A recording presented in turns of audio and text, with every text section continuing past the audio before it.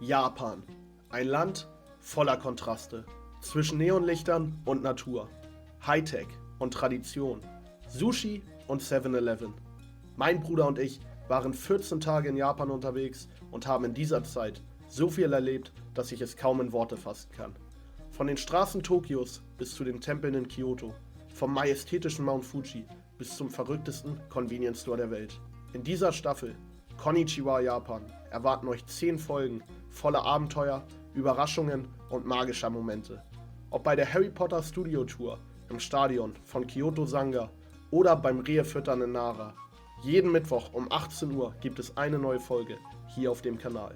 Also, zurücklehnen, abonnieren nicht vergessen und ganz viel Spaß bei der heutigen Folge.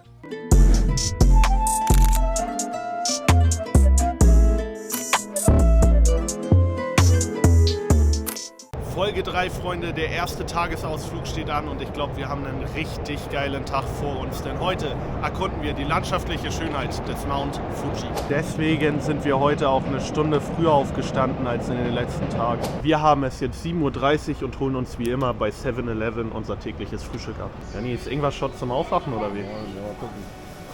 Das ist vielleicht ganz hilfreich. Für mich gibt es auf die Schnelle hier nur so ein Butter Flavored Bread. Und dann wieder noch dieses Reisdreieck hier, bestehend aus Chicken, Vegetables und Sojasauce. Aber jetzt erstmal schnell zum Abholpunkt, denn das Ganze heute ist eine gebuchte Tour über den Anbieter Get Your Guide. Schlussendlich war das nämlich die einfachste und simpelste Methode, um von Tokio zum Mount Fuji zu gelangen. In diesem Sinne, guten Appetit und wir springen kurz zum Abholpunkt. Insgesamt werden wir heute an 4 verschiedenen Orten halten. Zuallererst müssen wir jetzt aber mit diesem wunderschönen Reisebus, der hier hinter dem Gebüsch steht, uns 2 Stunden auf in Richtung Süden machen. Deswegen, wir gehen rein und hören uns beim ersten Halt wieder. Bis gleich.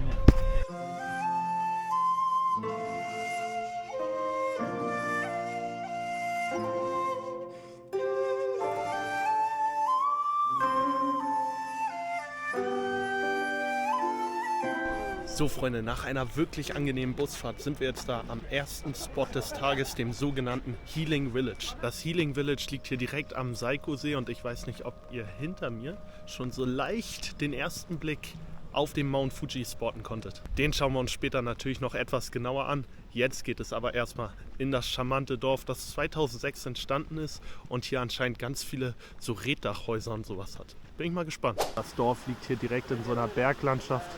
Sind also jetzt unsere ersten landschaftlichen Eindrücke aus Japan. Jani ist natürlich wie in jeder Folge auch mit am Start. Was hast du hier gespottet? Ein paar Kois oder? Nee, was sind das? Das sieht aus wie, das sind Forellen, oder? Ja, sieht so aus. Bachforellen. Geil. Ja, steht hier vorne auch Rainbow Trout, Regenbogenforellen. Hier direkt vor dem Eingang, während wir noch auf unseren Tourguide warten, der gerade die Tickets für uns holt. Und der zweite Tourguide, Janis, analysiert hier die Map fürs Healing Village.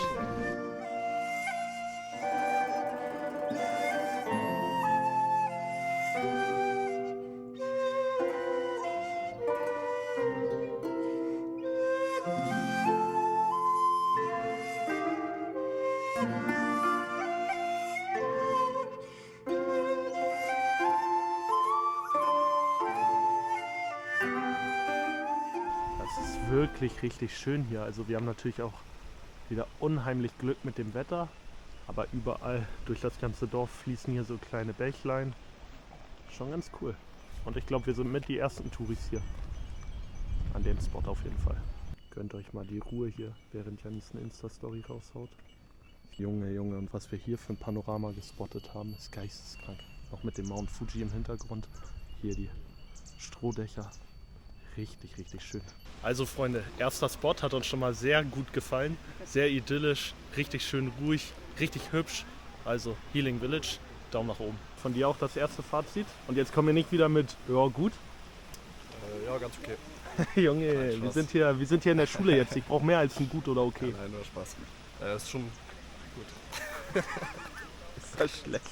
So, und bevor es zu Spot Nummer 2 geht, brauche ich jetzt noch genau die hier. Eine schöne, kalte Dr. Peppy, die in Japan erschreckend ähnlich wie in den USA schmeckt. The Oishi Park, not only can we see the real Mountain Fuji, but also can we see a small Mountain Fuji. And the small Mountain Fuji is... So Freunde, wir verlassen den Bus Mit anderen Worten, Zeit für Spot Nummer 2, den Oishi Park.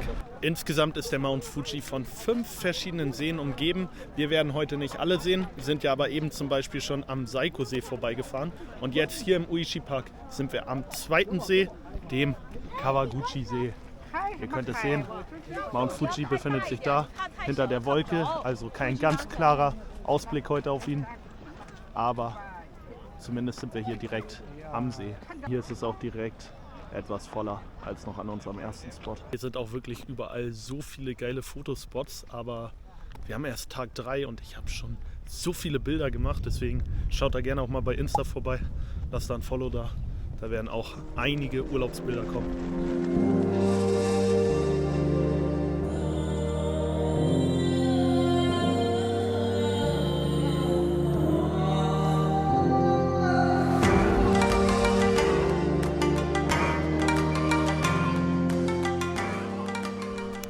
Hier direkt unten am Ufer, schön am Wasser.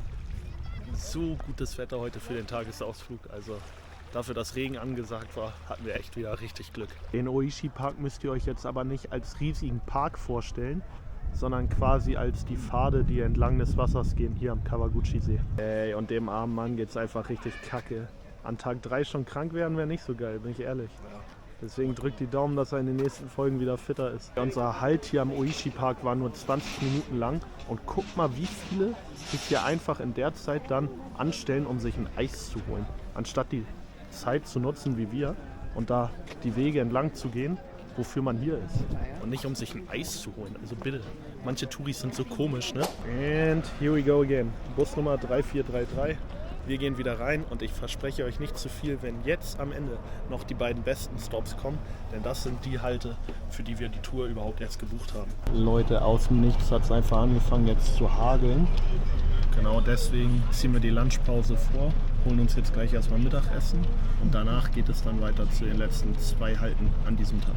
Mittagspause bei Mc's, ich glaube, ich habe es in Folge 1 schon mal erwähnt, wie günstig das hier in Japan ist. Ne? Also großes Menü mit McFlurry, insgesamt nur 5 € und wir hatten gar keine andere Möglichkeit, weil hier in dem kleinen Dorf, wo wir gerade mit dem Reisebus angehalten haben, gibt es nur ein Restaurant, wo die meisten vorbestellt haben und da jetzt essen und die anderen sind halt hier rüber zu Mc's gesteppt, deswegen jetzt schnell stärken und dann geht es weiter zur Churaito Pagode. Guck mal, was sich Janis da bestellt hat, was ist das Wildes? Das ist ein Cheeseburger mit Ei. Schmeckt der? Und ja, schmeckt auf jeden Fall. Ja, wie du schon sagst, ist echt billig, deswegen habe ich auch ordentlich reingehauen hier. Hast du noch irgendwas Besonderes, oder? Mac Chicken Cheese, ich glaube, den gibt es bei uns auch nicht. Oh.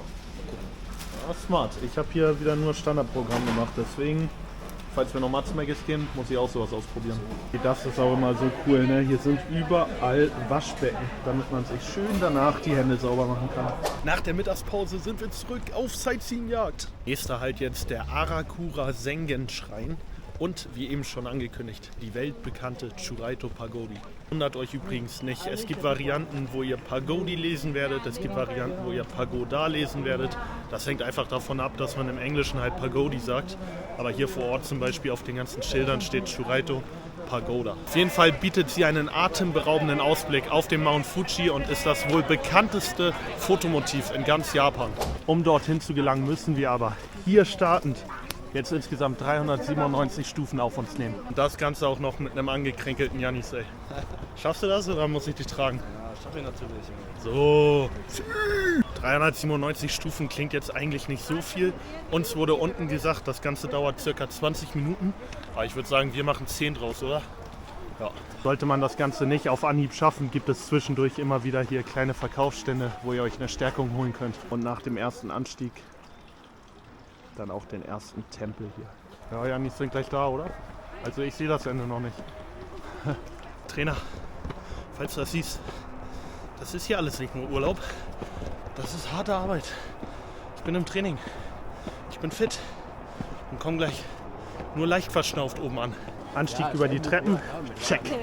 Und wir sind da. Da vorne hinter dem Ast könnt ihr sie schon sehen. Die Pagode. Als ob hier freie Bären rumlaufen. Glaubst du daran, Janis? Meinst du, hier kommt gleich ein kleiner Braunbär und greift dich an, oder? Hoffentlich.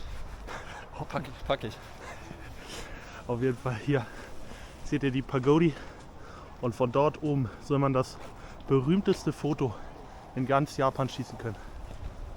Auf dem Mount Fuji, der dort hinter den Ästen versteckt ist. Natürlich möchte ich euch auch nicht vorenthalten, dass der Mount Fuji mit 3776 Metern der höchste Berg in ganz Japan ist. Okay, wir haben insgesamt 40 Minuten Zeit, um hier oben zu sein und pünktlich wieder zurück beim Bus.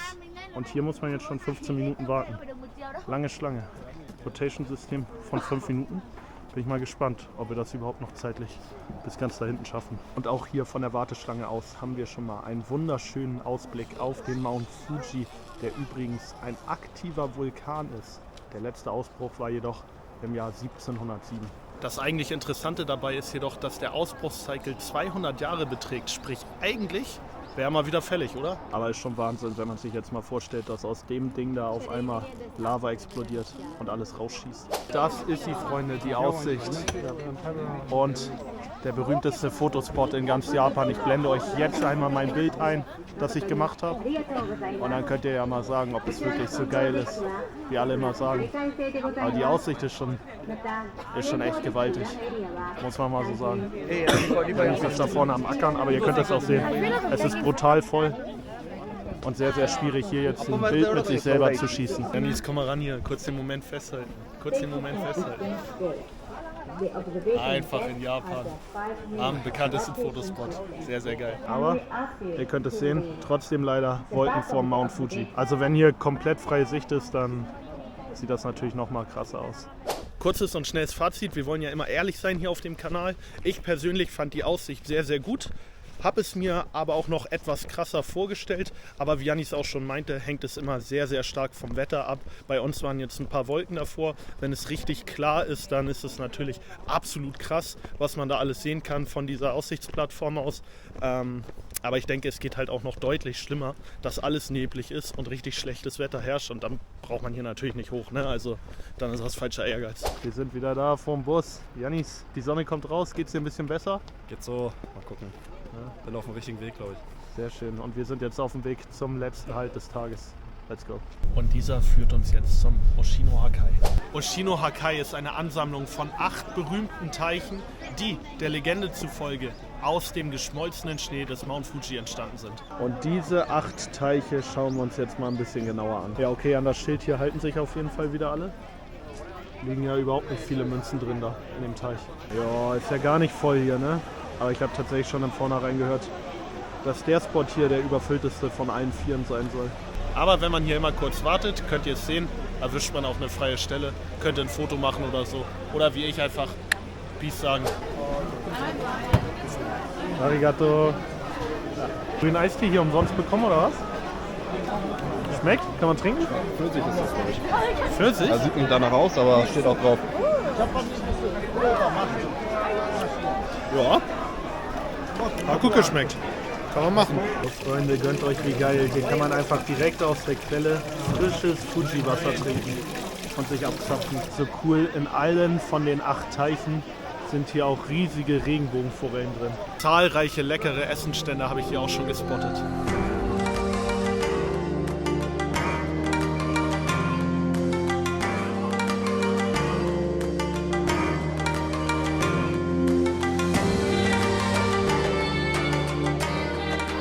Auch wenn du dich heute ein bisschen durch den Tag schleppen musstest.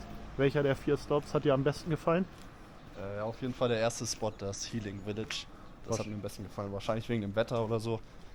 Ja, und weil es extrem leer war, ne? Im Vergleich zu den anderen. Wir waren die Einzigen da. Das war schon geil. Ja. Auf jeden Fall sind wir jetzt durch. 2 Stunden geht es jetzt zurück nach Tokio. Yes. Und dann können wir erstmal eine Apotheke aufsuchen für dich. Machen wir so. Also ich schließe mich auf jeden Fall dir an.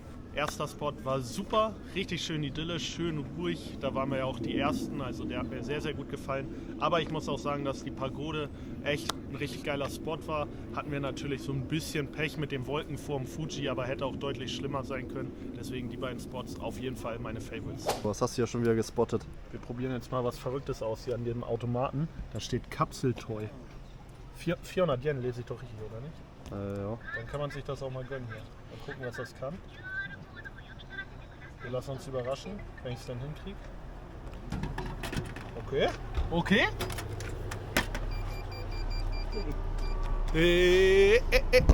Oh, zeig mal hier. Was haben wir hier Schönes? Ja, was ist das? Eine Fahne oder sowas, ne? Oder ein Tuch? Ja, irgendwie sowas. Machen wir mal auf das Ding hier. Ey, das kaufen die hier wirklich an jeder Ecke fast, ne? So Kapseldinger. Ja, Mann. Das ist geistkrank. Aber ich habe es jetzt auch einmal fürs Gefühl gemacht und habe hier irgend so einen Laken bekommen hier vom Mount Fuji. Das ist dann meine Erinnerung an den Tag. Oh, Was ist denn das? ich weiß nicht, eine Kann Flagge man oder das so. aufhängen oder was? Ja, kann man auf, andersrum, ne? Ah ja, geil. Mount Fuji. Zurück in Tokio und wir haben japanische Paracetamol gekauft. Und zum Abschluss eines richtig geilen Tagesausflugs nehmen wir euch jetzt noch kurz mit zu einer der gehyptesten Ramenketten hier in Tokio. Und zwar gibt es jetzt ein schönes Abendessen bei der Ramenkette Ichiran. Das Logo sieht auf jeden Fall schon mal sehr fresh aus. Einmal wieder ducken, damit wir überhaupt hier reinkommen können. Und dann checken wir uns wieder selber ein über so einen Automaten. So war das bei Sushi gestern auch. Okay, also so wie ich das jetzt verstanden habe, muss ich hier an diesem Automaten schon mal meine Bestellung aufgeben, bevor ich dann da hinten einen Platz bekomme und mir das Essen serviert wird. Außerdem sieht es so aus, als wenn es hier gar nicht so viel Auswahl gibt, sondern man einfach nur sagt, okay, Klassikrahmen, dann noch hier mit Beilagen oder ein ganzes Menü. Und das restliche hier sind alles nur Nachtische oder so. Ja, perfekt, zu lange gewartet. Okay, wir gehen rein. Hier kann man sehen, welche Tische belegt sind. Toilette hier durch den Vorhang durch. Und, zeig mal her hier. Ach, wie geil ist das denn, Digga? Setzen wir uns hier an so ein Ding ran. Ja, okay. Machen wir mal, oder? Ey, aber wie geil ist dieses japanische Flair hier gerade? Jetzt setze ich mich hier auf meinen Barhocker und kriege hier gleich an meinem Fenster schön Rahmen. Ich habe hier eben meine einzelne Order bekommen, die ich hier vorne am Terminal gemacht habe. Und jetzt kann ich hier, glaube ich, trotzdem noch dazu Sachen ankreuzen. Irgendwie mit Schärfe und sowas. Ja, arigato. Ja, mal loggen, was das hier wird. Ey, ich komme nicht klar. Es ist so cool, ne? Es ist so cool. Janni sitzt hier neben mir. Und wir warten auf unsere Rahmen. Und da ist sie doch. Mit einer kalten Cola. Sieht das gut aus. Und da drüben Genau so. auch alles dabei. Geil. Guten Hunger. Danke.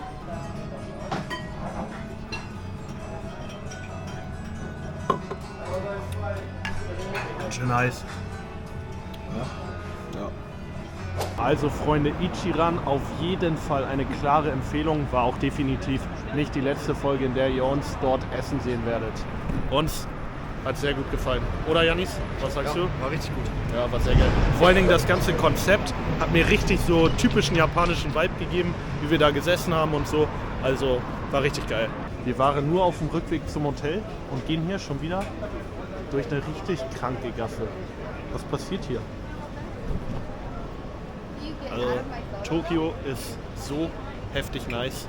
Wirklich. Man sieht hier alle 5 Minuten was Neues. Janis geht vor und hier essen die einfach links und rechts in dieser Gasse in so geilen kleinen Restaurants. Wie cool! Hallo! Und damit würde ich sagen, beenden wir Folge 3. Ich bin ja immer so ein bisschen skeptisch, ob ein Tagesausflug, der online gebucht wird, wirklich das hält, was er verspricht. Der heute war auf jeden Fall super. Also wir sind zufrieden, hatten einen richtig geilen Tag. Deswegen hoffe ich natürlich, dass euch das Video auch gefallen hat. Wenn ihr Bock habt auf mehr Japan-Content, lasst gerne jetzt ein kostenloses Abo da, um die nächsten Folgen auch nicht zu verpassen. Ich würde mich freuen. Sag gute Nacht aus Japan. Arigato und bis zum nächsten Mal. Tschüss.